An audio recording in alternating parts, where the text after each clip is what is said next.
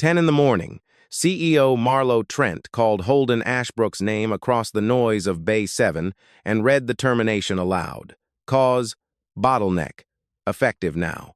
Holden did not argue. He pulled off his gloves, set them on the gearbox housing, emptied his locker, and walked out the front gate.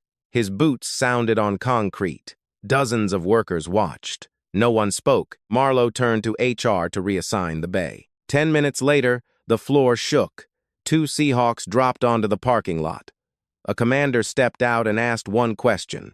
"Where is Chief Ashbrook?" 30 minutes earlier, Marlo Trent had been sitting in her glass office on the second floor, 3 monitors angled around her, each one a different feed of metrics. Cycle times, labor cost per unit, variance against benchmark. The numbers were the only language she trusted in this building.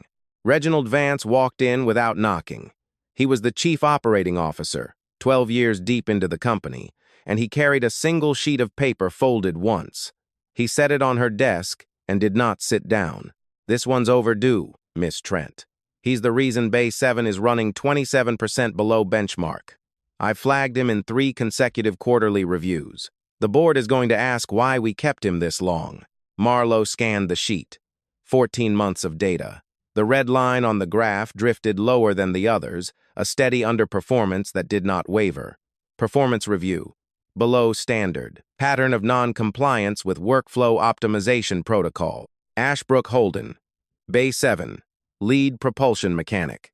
She did not ask a question. The numbers had already answered every question she might have raised. She signed. Vance folded the paper again, smiled with the corner of his mouth, and said he would walk her down to the floor. The shipyard noise hit her at the bottom of the stairs. Welders working on a freighter hull in Dock 3, a crane swinging overhead.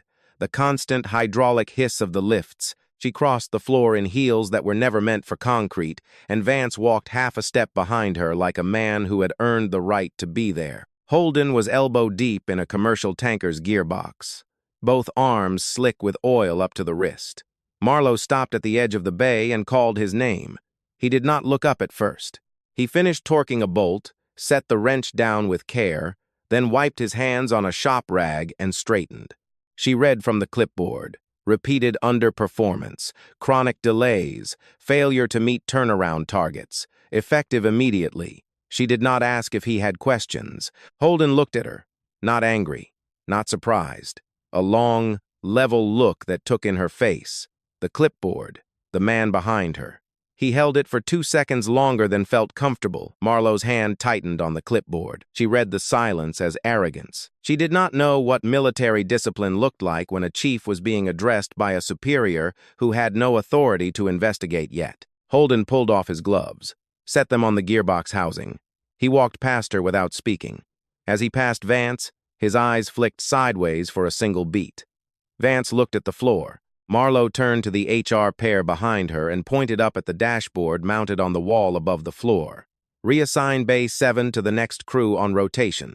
I want cycle time back to benchmark by Friday." She did not think about Holden Ashbrook again. In her mind, a bottleneck had been removed, cleanly, on schedule, by the formula. Outside the gate, Holden climbed into his Silverado. He did not start the engine. He looked at the dash for a long moment, then took out his phone to text Maeve. Today was supposed to be the day he stopped by the school to pick up the science fair permission slip. He set the phone down on the passenger seat without typing anything. He drove half a mile, turned into a gas station at the corner of Route 9 and Harbor Road, killed the engine, and sat. 10:57 in the morning. The first thing anyone felt was the vibration in their chest. Then the windows in Marlo's office began to rattle. Papers slid off her desk. Outside, the noise of the shipyard cut off in patches as one crew after another stopped and looked up. 2 MH-60 Seahawks dropped through the gray sky and set down on the company parking lot, kicking gravel and dust across the hoods of employee cars. 6 uniformed personnel stepped out of the lead aircraft. A tall, square-shouldered officer with commander's insignia on his collar walked at the front. 2 armed sailors flanked him. He went straight past the security desk without slowing. A floor manager tried to intercept him. The commander held up a Department of Defense identification badge and kept moving. He found Bay 7. Marlowe was still standing there with the clipboard in her hand. "What time did you terminate Chief Ashbrook?" Marlowe blinked. "Who?" She corrected herself in her own head a second after the word left her mouth. The commander did not wait for her to finish the correction. He read aloud from his own clipboard. "Contract N00024-21-D-2207, Annex C, Paragraph 9.2. Any personnel change involving a designated Naval Tactical Systems specialist requires NAVSEA approval 30 days in advance. You have 90 minutes to provide written justification, or I will seal Dock 4. What is a DNTSS?" The commander looked at her the way a man looks at someone who is not worth the explanation she was asking for. A woman in her 60s pushed through the small crowd that had formed at the edge of the bay. She was holding a gray clipboard folder, the cardboard worn soft at the corners. She walked straight up to Marlowe and held it out. "You should read this, Miss Trent. Mr. Vance should have given it to you the first week." Marlowe took it. She opened it on top of her own clipboard. Inside was Holden Ashbrook's clearance file. TS/SCI, Naval Tactical Systems. 8 years of civilian service following 10 years of active duty as a chief petty officer in propulsion engineering. There was a personal letter clipped to the back, dated 2019, signed by the Vice Admiral commanding the Atlantic Fleet. The letter thanked Mr. Ashbrook for an emergency repair performed at sea, off Norfolk, on a destroyer that had suffered an engine room fire. The repair, the letter said, had been classified by the manufacturer's manual as not feasible under field conditions. Holden Ashbrook was not a civilian mechanic. He was one of fewer than 12 civilians on the entire eastern seaboard authorized to access the encrypted layer of the Navy's tactical propulsion systems. Reginald Vance appeared at Marlowe's shoulder. His mouth was smiling. His hands were behind his back to hide the tremor. "This is an administrative misunderstanding, Commander." "No," the commander said. "This is a violation of a federal contract." Marlowe stood in the middle of her own shipyard. The dashboard on the wall behind her still glowed with its red and green numbers, scrolling cycle times and labor variances. For the first time since she had taken the chair, she understood that her metrics did not have a column for what was happening in front of her. The commander turned to her again. "The USS Brennan is dead in the water at Dock 4. Do you want me to call Chief Ashbrook back, or do you want me to let the Department of Justice call you?" 20 minutes later, a black government SUV pulled into the gas station at Route 9 and Harbor Road. Marlowe followed in her own car. Holden was still in the Silverado. He did not turn his head when the engines cut. The commander stepped out alone. He walked around to the driver's side and stood beside the open window, hands clasped at his belt. He did not lean down. He gave the chief the space a chief was owed. "Chief, I'm Commander Theo Holt, NAVSEA Liaison. We have a destroyer at Dock 4 under emergency protocol, cascading lockout on the propulsion control system, 4 layers deep. Every failed attempt is making the next one harder to clear." Holden did not look at him. He looked at the price sign above the gas pump. The numbers had not changed in the time he had been sitting there. "I called every cleared specialist on the eastern seaboard," Holt continued. 2 are deployed in the Pacific. Eklund in Charleston let his clearance lapse last fall. That leaves you. The ship cannot move. The ship cannot be safely powered down. We cannot wait for someone to fly in from overseas. The fault is degrading." Holden listened until Holt was finished. Then he asked one question. "Is the request coming through Atlantic Harbor Marine, or is it coming directly from the Navy?" "Direct. But the ship is already berthed in your Dock 4. Holden shook his head once. Slow. "I am not walking back through that gate as an Atlantic Harbor employee. I was publicly fired less than an hour ago. I will not validate that decision by crawling back the moment they need me. It is not pride. It is the principle of the thing. 8 years of standards do not get fixed by my walking back in under the same authority that just told me my standards were the problem." Holt was quiet for a beat. He had worked with enough chiefs to know the difference between stubbornness and principle.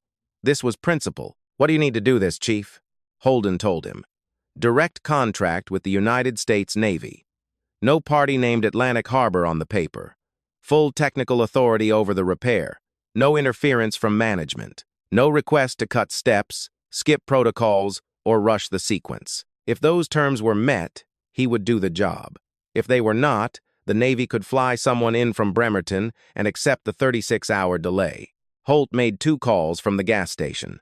The first was to Naval Station Norfolk. The second was to a contracting officer at the Department of Defense. Within 45 minutes, a field contract had been drafted, transmitted to the SUV, and signed on the hood. Holden Ashbrook was now an independent contractor, engaged directly by the United States Navy. Atlantic Harbor Marine Systems did not appear on the document. While Holt was on the phone, Marlowe stood against the side of her own car, 5 meters away. She did not speak. She could not. For the first time in 14 months, she had no script. She watched the back of Holden's head through the rear window of the Silverado and tried to find a way to begin a sentence. None came. When the paperwork was done, Holden opened the back door of the Silverado, took out a clean coverall from a duffel, and changed beside the truck. Before he closed the door, he looked at Marlowe for the first time since the bay. "I am not doing this for your company. I am doing this for that ship." The convoy turned back toward the harbor. When the Silverado rolled through the gate with a Navy SUV in front of it, every worker on the floor looked up. The man who had walked out in silence 2 hours earlier was walking back in with a Navy commander beside him and a federal contract folded inside his coverall pocket. Dock 4. The USS Brennan sat low in the water, hull streaked with white salt residue from a long stretch at sea. Armed sailors stood watch at the gangway. Below deck, the engineering compartment was hot, narrow, and smelled of overheated insulation. Pipes ran the ceiling at head height. A single bank of work lights threw hard shadows across the consoles. The ship's chief engineer, Lieutenant Reeves, briefed Holden in clipped sentences. 3 diagnostic attempts had failed. Each attempt had been registered by the encrypted control layer as a security breach. Each breach had triggered a deeper lockout. They were now 4 layers in. The auxiliary power was holding the ship steady, but the main drive was frozen and slowly heating. The crew had stopped trying anything an hour ago. They had been waiting for somebody who was allowed to touch it. Holden did not touch the console for the first 90 minutes. He sat at a fold-down table beside it with the technical manuals, the system architecture diagrams, and a small notebook. He traced the fault logic with a pencil, working backward from the original error code through every cascading layer, mapping the entire collapse onto the page. He drew it twice. The first time to find the path, the second time to find the place where the path could be entered without setting off the next failure. Reeves watched for a while, then asked the only question he allowed himself. "How long, Chief?" "I'll know when I know, not before." It was not impatience that had pulled the question out of Reeves, and Holden's answer was not annoyance.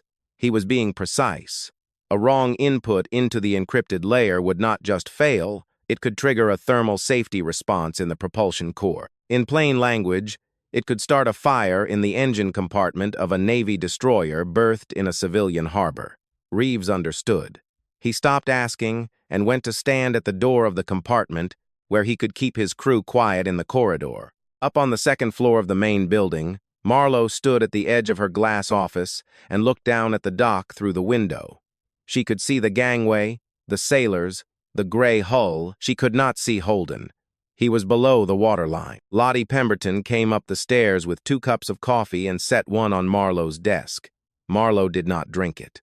Lottie stood beside the window with her, half a step back. The 2 women watched the hull together for a long minute before Lottie spoke. "He's always been like that, Miss Trent. That's why Bay 7 runs 27% slow, and that's why 8 years of ships he signed off on have never come back with a complaint. Not one. Why did no one tell me? Someone did. It was in an internal report from 2022. Mr. Vance reclassified that file last August, the week before you took the chair." Marlowe looked at the dashboard on her wall. The last entry in the Bay 7 row still read "terminated" in red. She turned and switched the monitor off. The red light went out. The wall behind it was suddenly just a wall. Below deck, Holden closed his notebook. He stood up. He moved to the main console. "Reeves, I have a 12-step plan. I will explain each step before I touch anything. If you do not understand a step, stop me." Steps 1 through 10 were methodical. Authentication overrides, manual resets of the lockout timers, a controlled flush of the diagnostic interface, Each step took between 5 and 15 minutes. The engineering crew stood in a half-ring around the console and said nothing. A few took notes that they would later submit as part of their operational report. The compartment temperature climbed. Sweat ran along the inside of Reeves's collar. He did not move to wipe it. Holden announced each action before he executed it. He confirmed each result before moving to the next. His hands did not shake. His voice was flat and technical. Step 3 brought back partial telemetry. Step 6 unlocked the secondary diagnostic bus. Step 9 cleared the third lockout layer. Each result was a small mechanical exhale across the room, and then everyone went still again, waiting for the next step. Steps 11 and 12 were different. To restore the propulsion system fully, he had to bypass a hardwired safety interlock designed to prevent unauthorized access to the engine's core operating parameters. The bypass required entering a command sequence during the brief transitional window between two lockout cycles. That window lasted about 90 seconds. During those 90 seconds, the propulsion core would be unprotected from thermal overload. Right, wrong. The line between them was a few keystrokes wide. Holden turned to Reeves. Clear non-essential personnel. Reeves cleared the compartment. Only Reeves, Holden, and a fire safety officer remained. The rest of the engineering crew moved out into the corridor and waited. The corridor light was yellow. The men in it did not speak. Up on the second floor, Marlowe heard the radio chatter relay through the floor manager's station. Bypass sequence beginning in 30. She did not understand the words. She understood Reeves's voice. She walked to her window and looked down at the hull. From this angle, she could not see anything that would tell her what was happening. She stood with her hand flat against the cold glass. The countdown started. 90 seconds. At second 0, Holden entered the first character. At second 40, an amber warning light came up on the console. The system was registering the unprotected state of the core. At second 70, the temperature gauge on the propulsion housing ticked up 2 degrees. Reeves gripped the edge of his station and did not speak. The fire safety officer reached one hand toward the suppression panel, then drew it back. He did not want to be the one who triggered foam over a working sequence. At second 86, Holden entered the final command string. The console flickered. The amber light went green. The propulsion system began its reboot cycle. The safety interlock re-engaged with a clean mechanical click that carried across the compartment. The temperature gauge settled. Reeves let out a breath.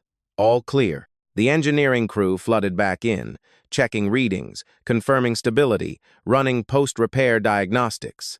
Everything came back clean, not just functional, optimized.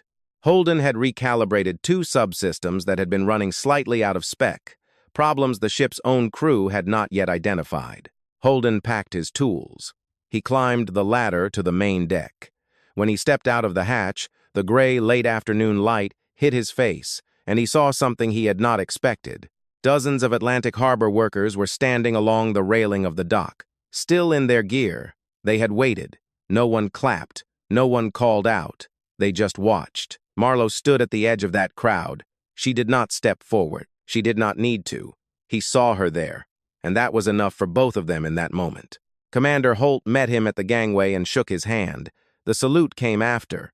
Marlowe saw it from where she stood, and she understood what the salute meant in a way she could not have understood 8 hours earlier. That night, a video taken on a young worker's phone, 2 Seahawks dropping onto a civilian parking lot and military personnel running into a shipyard, hit social media. By morning, the regional outlets had it. By the afternoon, the national defense reporters were calling. The story wrote itself. A defense contractor had fired the only certified tactical propulsion specialist in its building, forcing the Navy to scramble 2 helicopters to recover him from a gas station half a mile down the road. The optics were not survivable. In the front office, Marlowe took 3 calls in a row. 3 commercial clients suspended contracts pending review. 2 more demanded written assurance that the company's restructuring had not compromised technical capability across other service area. The phone did not stop ringing. Lottie knocked on Marlowe's door at 9 in the evening. No appointment. She set a sealed envelope on the desk. I have been holding this since last August. I should have given it to you the first day. I was afraid. I am not afraid anymore. Marlowe opened it. Inside was the original of the 2022 internal report. Holden had filed it. It was a complaint against Reginald Vance, with documentation, alleging that Vance was funneling subcontracts to a company in Baltimore owned by his brother-in-law at inflated rates. Holden had attached the invoices, the procurement records, and a side-by-side comparison of market pricing. The complaint had been buried, but in the margin of the first page, in handwriting Marlowe recognized from board memos, was a notation. Urgent review. Protect the witness. The signature beneath it was Gerald Pratt's. 3 years ago, the chairman of the board had read this report. He had ordered a protected investigation. Vance had blocked the investigation by reclassifying the file. Pratt had stayed quiet since. Marlowe did not yet understand why. Lottie spoke once more before she left. Mr. Pratt was the one who put your name in front of the board for this chair. I think he wanted you to see it for yourself. He needs a CEO who will see what he didn't see fast enough. Marlowe drove to Pratt's house in Rumson that night. She did not call ahead. He met her in his study, in a wool cardigan, with no surprise on his face. There was a glass of bourbon at his elbow that he did not touch the whole time she was there. She put the report on his desk. I made a mistake when I let Vance keep going. I thought I could manage him. When I couldn't, I needed somebody new. Somebody who didn't owe anything to anyone in that building. You were that person. You let me fire him. I did not know Vance would push it that far. When I heard this morning, I picked up the phone.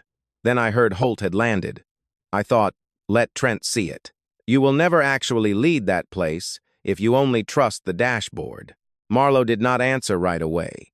She stood at the bookshelf with her back to him for a long minute. When she turned around, her face was composed in a way it had not been when she walked in. Marlowe drove back to Atlantic Harbor at 1 in the morning. She did not go to her rented apartment. She went to the office. She turned on the desk lamp. She opened every file Vance had reclassified. She read until the sky went pale outside the window. 6 days after the helicopters, Pratt came to her office in person. No email, no appointment. He sat across from her desk and did not take off his coat. If Holden signs with another defense contractor, and he has 4 offers on the table right now, the Department of Defense will pull our servicing authorization. That is 40% of our annual revenue. The commercial side will not survive 18 months without it. Fix this. He left. Marlowe called Holden. He did not pick up. She called the next morning. Nothing. The third try, she left a short voicemail. Professional. She asked for a meeting at a place of his choosing. He called back 2 days later. He agreed to meet. Not at the shipyard.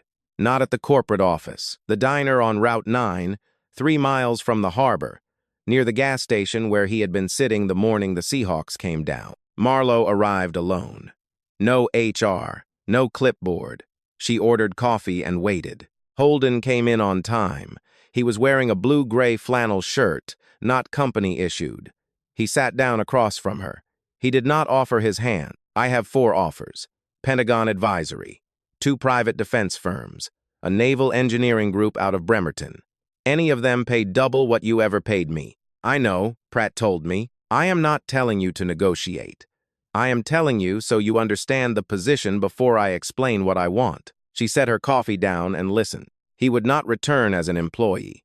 He would come back as an independent safety and technical consultant, contracted directly by the board on terms he would draft, and they would sign. His role would not be to fix ships, though he would do that when it was needed. His role would be to rebuild the safety infrastructure that the company's efficiency-first culture had been quietly dismantling for 14 months. 3 things, specifically. First, an independent third-party audit of every active bay, dry dock, and diagnostic system in the facility.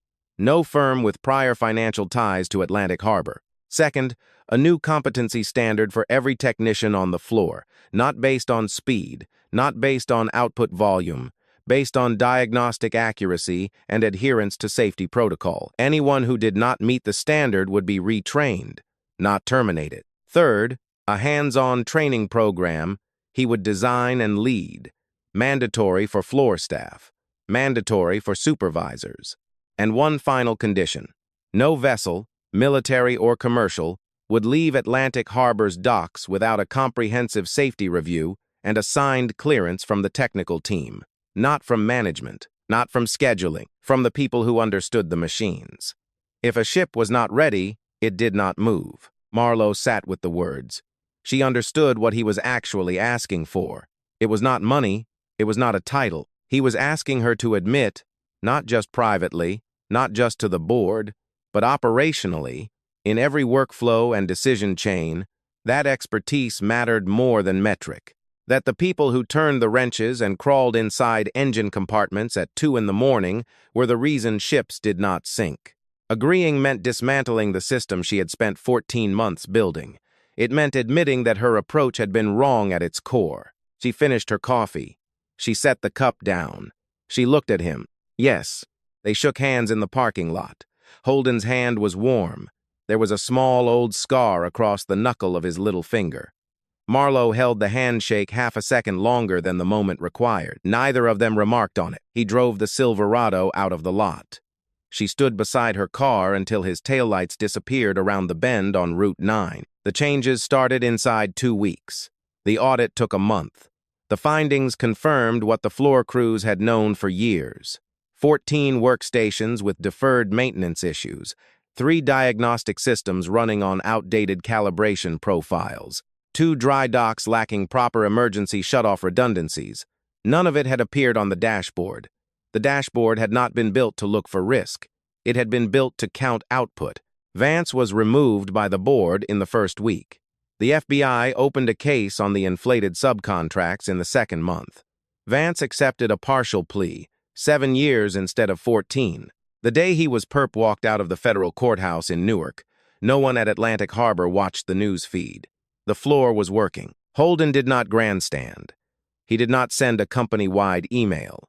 He walked the floor one bay at a time, working directly with each crew. He showed technicians how to spot stress fractures in a propulsion housing that visual inspection alone would miss. He rewrote the diagnostic checklist for encrypted naval systems from 2 pages to 8.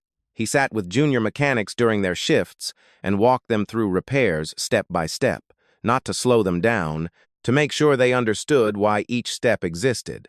By the end of the second month, 3 of his trainees were already catching things the senior crew had been missing for years. Maeve started coming to the yard on Friday afternoons after school. She drew ships at Lottie's desk in colored pencil. One Friday, Marlowe walked past the office, and the girl looked up. "You're the lady who fired my dad, aren't you?" "Yes. Dad says you fixed it." "I'm trying." Maeve studied her for another moment, then went back to the drawing. Marlowe stood in the doorway a second longer than she meant to before she moved on down the hall. The first real test came in the 7th week. A commercial cargo vessel was scheduled to depart on a Tuesday morning. Major shipping client. Penalty clause on delay. During the final safety review, one of the technicians Holden had trained flagged a misalignment in the steering linkage. Inside the old tolerance, outside the new standard, Holden reviewed the finding. He confirmed it. He refused to sign the clearance. The ship sat for another 36 hours. The shipping company called and threatened to pull the contract. Marlowe took the call herself. The ship leaves when it is safe, not a minute sooner. It was the first time she had chosen Holden's standard over a client's deadline. The floor crew noticed. No one said anything to her about it. But the next morning, when she walked past Bay 5, 3 technicians looked up and nodded. They had not done that before. The morning after that, somebody had left a fresh cup of coffee on the corner of her desk before she came in. There was no note. She did not ask who. The night the ship finally sailed, after the linkage was correctly repaired, Marlowe walked down to the dock. Holden was standing at the edge with a clipboard in his hand. She stopped beside him, half a step back. They watched the tug pull the freighter out into the channel. "My father ran a shipyard in Newport News," she said. "He never told my mother which ships he had worked on. He told her that if he said the name, she'd worry every time it went out. My wife was the same. I never said the name of a ship." They stood without speaking. Wind off the harbor, the dock lights pale yellow. Marlowe turned away first. Holden did not call after her. He stood there a while longer and watched her shape move down the length of the dock until the lights swallowed it. 9th month. The numbers Marlowe cared about began to improve. Not because anyone was working faster, because they were working correctly the first time. Rework rate dropped almost 40%. Warranty claims from commercial clients fell to a 10-year low. The Navy renewed the servicing authorization with an expanded scope. 2 of the 3 commercial clients who had suspended contracts came back. 1 increased its service agreement. An email arrived from her old firm in Boston. The logistics fund she had left wanted her back as managing partner. Triple her current salary. Beacon Hill office. She read it in her own office at the harbor, with the afternoon rain blurring the window glass. She read it twice. Then she closed the laptop and sat with the rain for a while. That evening, she drove to Holden's house for the first time. Narrow road on the older side of Atlantic Harbor, a small wind chime moved on the porch. Maeve opened the door. She did not look surprised, like a child who had been waiting for this evening to come. Holden was in the kitchen, warming soup for Finch. The 5-year-old looked at Marlowe a long beat, then looked back at his father. Holden nodded once. The boy went back to his bowl. Marlowe sat down at the kitchen table. There was a drawing of a ship taped to the cabinet door above her head, signed in Maeve's handwriting. I got an offer in Boston. Triple the pay. Are you taking it? I don't know. I came here because I needed to tell you before I decided. Holden put down the spoon. He wiped his hands on a kitchen towel and sat across from her. He did not look at the email. He looked at her. I can't tell you to stay or go. That's your life. I know. I'm not asking you where I should be.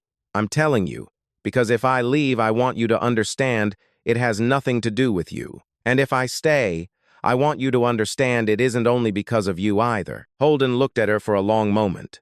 Outside the kitchen window, the light over the side yard came on automatically as the dusk gathered. So if you stay, what is it for? Because I haven't done one thing right since I got here.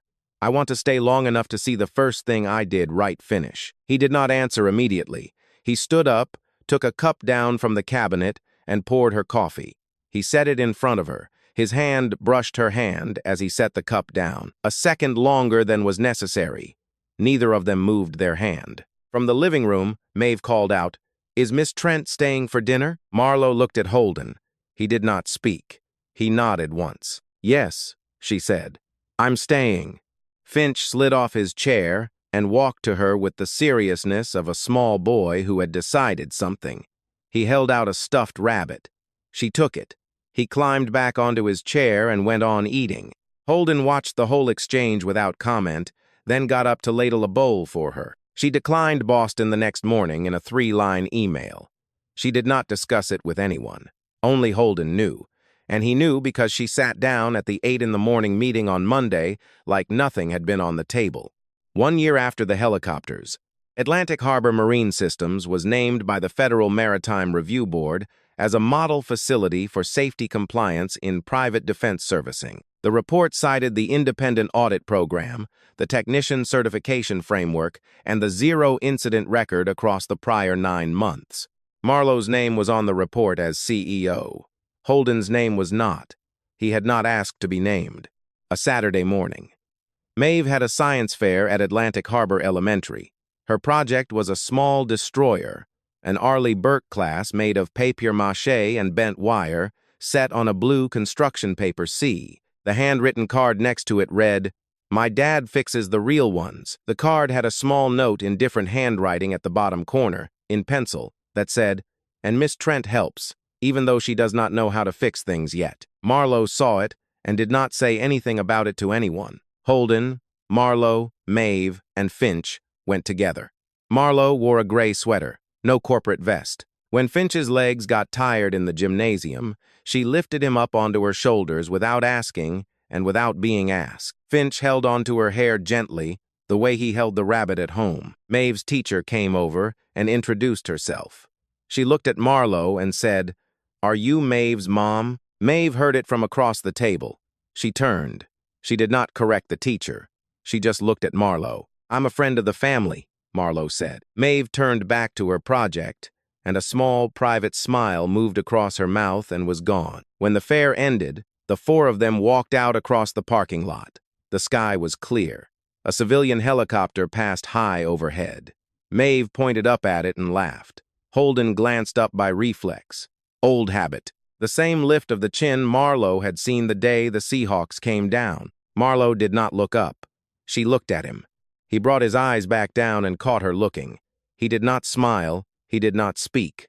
His hand, the one with the small old scar across the knuckle of his little finger, brushed against her hand for 1 second, and then he moved past her to open the door of the Silverado for Maeve. Marlowe got into the passenger seat. Holden started the engine. Finch was already asleep against her shoulder before they reached the end of the block. The Monday after that, Marlowe came in at 6:45 in the morning, earlier than usual. Holden was already at Base 7, checking a propulsion housing that had come down from Norfolk the night before. She did not say anything. She stood beside him, half a step back, with a second cup of coffee in her hand. He did not turn his head. He just put out his hand and took the cup. They stood and looked at the engine for a while. The first shift was beginning to come in around them. Boots on the concrete, lockers opening, the morning radio chatter from the dock supervisor. The dashboard that had once hung on the wall above the floor was gone. In its place was a whiteboard, 2 lines of handwriting in blue marker. Bay 7, clearance pending. H. Ashbrook. Bay 5, clearance pending. M. Ortega.